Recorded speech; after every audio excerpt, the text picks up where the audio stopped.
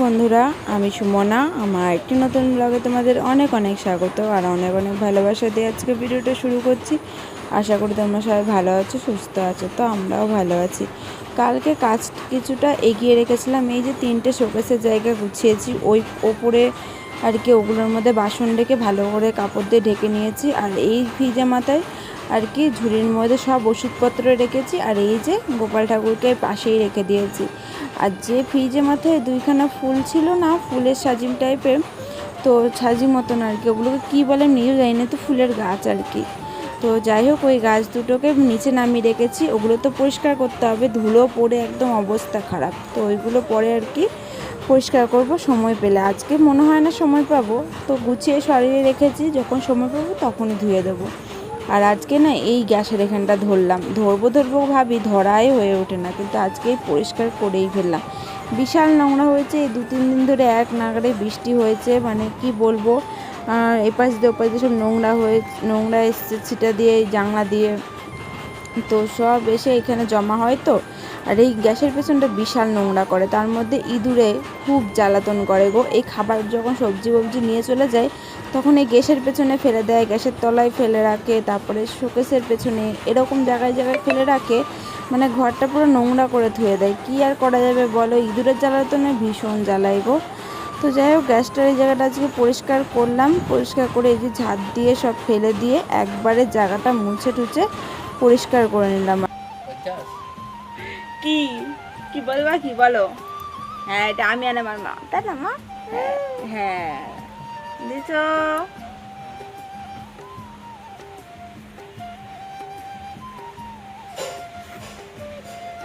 চা খেয়েছো কোনোদিন? না, আমার মেয়েও আছে, আমার মেয়েও আছে।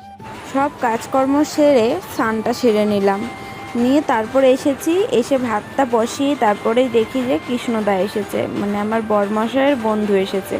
তো কালকে সন্ধেবেলা মেয়ে দুধ খায়নি, ওই দুধটা বেঁচে গিয়েছিল, ওই জন্য ওই দুধটা দিয়েই দুধ চা আর কি বানিয়ে দিলাম। নয়তো আমাদের বাড়িতে লিকার চাটাই বেশি হয়। তো যাই হোক, এদিকে দেখো ভাতটা উপর দিয়ে দিয়েছি, আর এদিকে কিন্তু ডাল সেদ্ধ দিয়ে দিয়েছি, আর আমরাও দিয়ে দিয়েছি। এখন আজকে না টক ডাল করবো আমরা দিয়ে, আমরাগুলো বাড়তি হয়ে গেছে, ওই জন্য মাঝখান থেকে টুকরো হয়নি।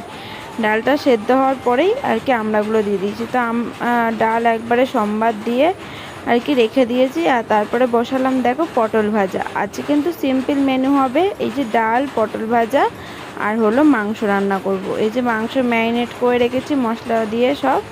এই কিন্তু প্রথমেই ম্যারিনেট করা মাংস আর কি রান্না করব। ভাবি সবসময় করব, কিন্তু সময় হয়ে ওঠে না গো। আমার সব মেয়েকে নিয়ে না সব হয়ে ওঠে না যে ম্যারিনেট করে গুছিয়ে রাখবো। সবসময় ইনস্ট্যান্ট আমার করতে হয়, মাংস আনে ধুয়ে নিয়ে আমি সঙ্গে সঙ্গে বসিয়ে দিই। কিন্তু দেখলাম আজকে হাতে একটু সময় রয়েছে, ওই জন্য আর কি ম্যারিনেট করে রেখে দিয়েছি, নিয়ে তারপরে এদিকে রান্নাবান্নাটা করে নিচ্ছি। তো এটাই আর কি। তো আলু মালু সব কেটে নিলাম, পেঁয়াজটাও কুচিয়ে নিয়েছি, মশলার মধ্যে একটা পেঁয়াজ দিয়েছি আর 2টো পেঁয়াজ কুচিয়ে নিয়েছি। আজকে 1 কেজি মতন মাংস নিয়ে এসছে, 1 কেজির ওপরেই আছে। আর এদিকে দেখো আমার পটল ভাজাগুলোও হয়ে গেছে, পটল ভাজাগুলো তুলে নিয়ে তারপরে আর কি মাংসটা বসিয়ে দেবো। আমার রান্না হলে আমি শান্তি, মানে বিশাল গরম পড়েছে গো আজকে। আর দেখো সার্ফের গুঁড়ো ছিল না, কাচাকুচিও করতে পারিনি। তো আজকে বেলা করে সার্ফের গুঁড়ো নিয়ে এসছে, তো ওই জন্য আজকে আর কাচতে পারলাম না, রেখে দিলাম। আর বাসন মাজার সাবানও শেষ হয়ে গেছিলো, তো সেটাও নিয়ে এসে দিয়েছে তোমার দাদাভাই। তারপরে বাজারের থেকে এই যে এই 2টো জিনিস আনতে বলবো, ভুলেই গেছি। যখন রান্না করতে গেছি তখন দেখি কি জিরে নেই, হলুদ নেই। তো আমারই ছুটে যেতে হলো, বাবা নিয়ে গেল মেয়েকে বাড়িতে, তো ওই কারণের জন্য আমি আবার দৌড়ে ছুটে গিয়ে দোকান থেকে জিরে আর হলো হলুদটা নিয়ে আসলাম। এই 2টো না থাকলে রান্নাটা করবো কী করে বলো? মাংসতে জিরে হলুদ কিন্তু লাগেই, এইগুলো ছাড়া রান্না কি করে হবে বলো? হলুদ তো সব কিছুতেই লাগে, হলুদ ছাড়া রান্না হয় না। যাই হোক, দেখো তেলের মধ্যে একটুখানি জিরে ফোড়ন দিয়ে তারপরে পেঁয়াজ কুচিগুলো দিয়ে দিয়েছি। দোকানে গেলাম আর একদম মনে নেই তেজপাতা শুকনো লঙ্কা নিয়ে আসতে। তেজপাতা শুকনো লঙ্কা একটু ফোড়নে দিলে আর কি ভালো হয়, কিন্তু ছিল না ঘরে, আর আমারও যাওয়া সম্ভব হয়নি। তো ওই জন্য ভাবলাম কি এমনিই করে ফেলি। তো যাই হোক পেঁয়াজগুলো একটুখানি লাল লাল করে ভেজে নিয়ে মশলাগুলো দিয়ে দিলাম।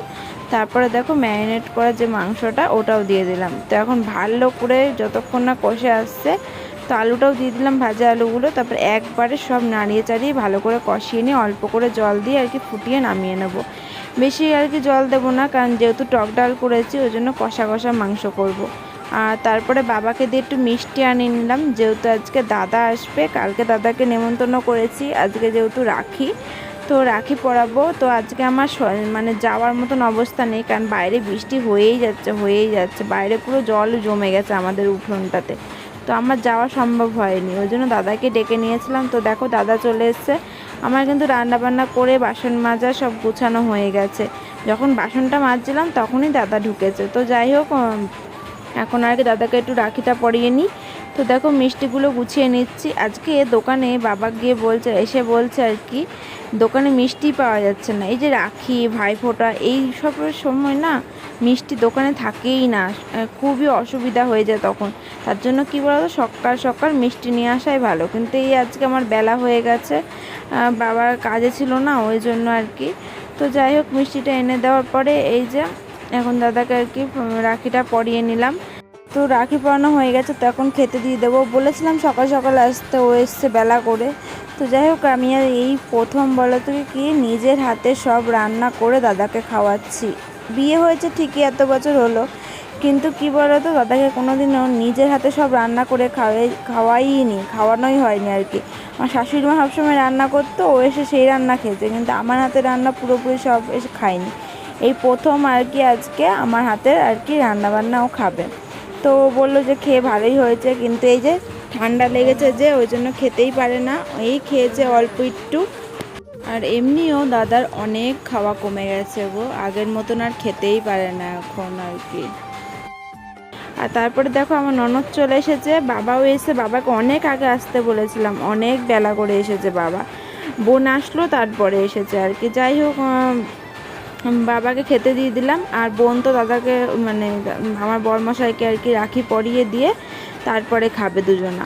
আর আমার দাদা কিন্তু একটু খেয়ে দিয়ে রেস্ট করে তারপরে চলে গেছে, সেটা তোমাদের সাথে শেয়ার করা হয়নি। আর ওপরে দেখো খাটে দুই মনা মিলে খেলা করছে, আমার মেয়ে তারপরে দেখো ননদের মেয়ে, দুজনে মিলে আর কি খেলা করছে। আর এদিকে হলো বোন আর কি রাখিটা পরিয়ে নিল, তারপরে আমরা সবাই মিলে একসাথে খেতে বসে পড়বো। আমি পরে বসবো যদিও বা, বরমশাইকে আর ননদকে দুজনকে দিয়ে দেবো, তারপর ওদের খাওয়া হয়ে যাবে, তারপরে আমি আর কি খেয়ে নেবো। পর তোমাদের সামনে এখন আসলাম, এখন বাজে হলো 6:26। তো বোন এসেছিলো, ননদ এসেছিলো আর কি, তোমার বাড়িতে চলে গেল, খাওয়া দাওয়া করলো, সবাইকে খাওয়া দাওয়া করে নিজে খেয়ে দে এই একটু রেস্ট নিচ্ছি। এখনও বাসন মাজিনি গো, বাসন একটাই কারণে মাজিনি, কারণ কল খারাপ হয়ে গেছে দুপুরবেলা, দাদা খেয়ে গেল, সেই বাসনও পর্যন্ত মাজিনি।